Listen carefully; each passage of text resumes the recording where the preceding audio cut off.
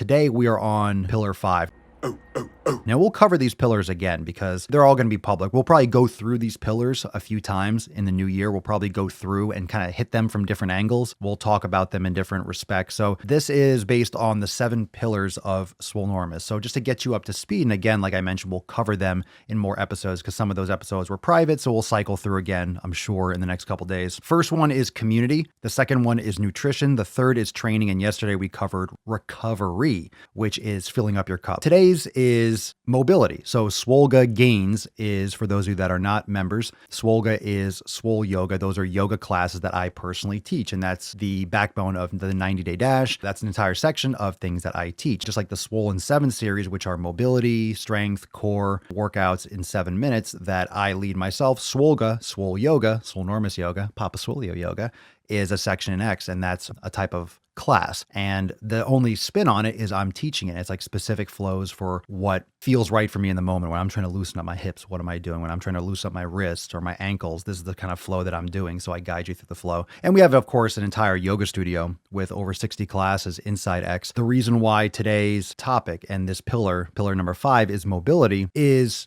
to cover all those things, cover the Swollen 7, like those mobility workouts, cover foam rolling. It covers anything that has to do with mobility, stretching, static stretching, dynamic stretching, the Swollen 7, Swolga, yoga studio, yin yoga, all 3 types of flows, level 1, 2, 3, the block flows, the block classes, the yang to yin, the wall classes, all those different things that we have inside X and that you might be experienced with, all types of yoga, all types of mobility practicing. And there's many different shades of it and however you want to define it, but mobility can be simply activation exercise. It could be corrective exercise. It could be exercises targeting certain specific muscles. If you're improving the range of motion and you're improving how the body moves through space, that's a big portion of what mobility is. Now, there are components of strength and there are components of other, literally talking about the mobility, your ability to move, your ability for your joints to function as they should function. You're not getting locked up in your shoulder because you have imbalanced rotator cuff muscles. You're not getting locked up in the hip because you sit for 10 hours a day. So these are things that we have to catch up on. These are things that we have to rectify if we want to minimize our risk of injury, if we want to minimize the forces or the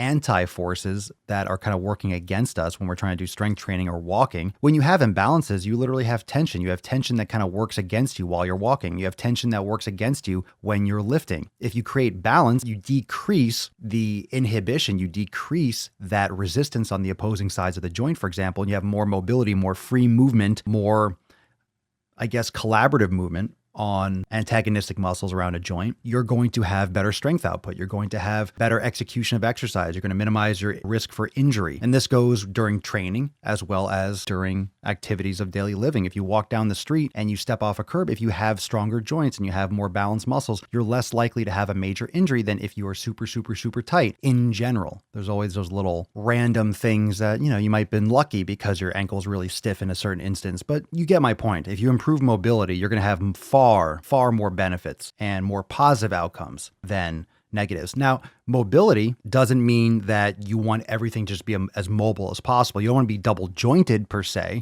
but you also want to make sure that when you are doing mobility, you're producing that mobility around the joints that is appropriate for those areas. If a joint is more of a stiff joint or a stabilizer joint, then you want it to be more stable. If it's more mobile, if it's ball and socket like the shoulder or hip, you want it to be more mobile. But this is something that it'll filter itself out when you're doing yoga. When you're doing that type of direct, training for it, when you're focusing on mobility, those types of things won't be a real problem. But it can be. It can be if you go too far with like functional, fancy stuff. If you're doing all these wobble boards and things like that, it's very easy for people to try to overdo their mobility training and actually can affect the joint negatively and kind of weaken themselves. So anyway, Swolga gains, mobility, very, very important for strength, very important for mitigating injury risk. And that is the 5th pillar of Swolenormous. One of the things to think about when you're adding mobility, when you're adding more yoga and stuff to your program is that it is stress on the body. It adds to your cup, but it's definitely physical activity. So your training has to adjust around it. You might need to hydrate a lot more. Like for me, I worked out earlier and I'm doing yoga later. I'm going to have to drink a ton of water so I don't cramp. I need more water because it's hot as shit.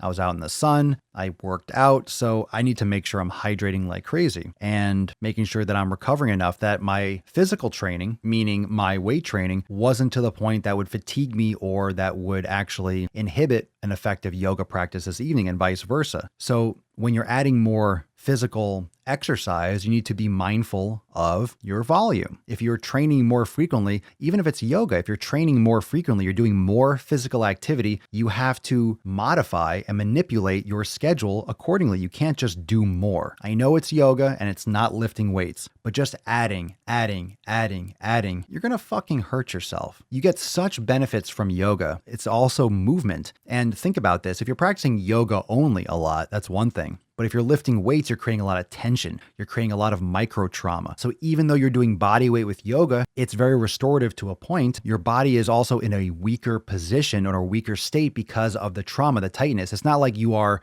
I did a crazy hard yoga class yesterday. It's a different type of stress on your muscles. Then you go to a yoga class the next day, you might be sore, but you're not going to get hurt necessarily. But if you did a super hard workout and your chest is super sore and your arms are super tight, it could, you have like a pop, or I'm not saying it's guaranteed or that that's common as long as you're moving slow and controlled and you warm up properly, but you can understand that there's a lot more micro trauma when you're doing overload, when you're doing intense training. So when you combine those two, you have to be mindful and maybe skip some sun salutations or skip a couple chaturangas or ease into it or drop to your knees just so you don't over fatigue the muscles. You want to aid recovery. You don't want to blast them again. You want to help them recover. Yeah, see, there you go. That's a good approach. Chris Ord. I tried to do the beginner's yoga class inside X every night just to unwind before brain gains in bed, but at least 3 times a week, Swolga gains. There you go. So if you find a flow, like there's nothing, one of the best things to do, for example, the yin yoga classes, yin is very passive. It's restorative. I don't know if you can do too much yin yoga. I mean, if you're sweating like crazy doing super hot yin class or something, okay, you can overdo anything, I suppose, if you really go.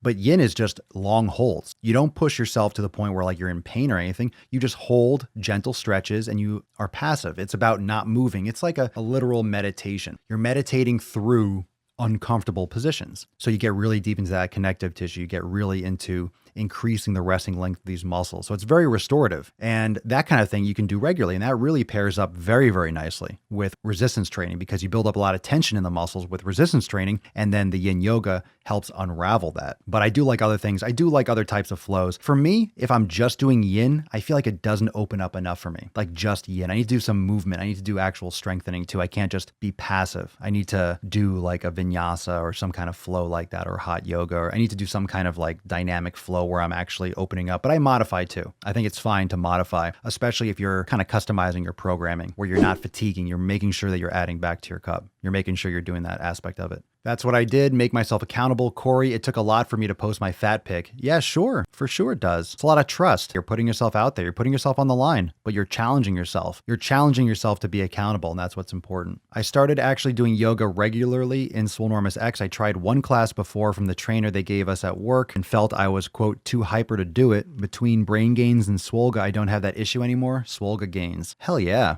Good for you. Look at my wrist, yeah, it's popping. Took the whole family shopping. Funny that you always flexing. Just saw your car at the auction. Niggas on IG be stalking. All these girls, too many options. Act like I don't hear you talking. Drop it and they just come for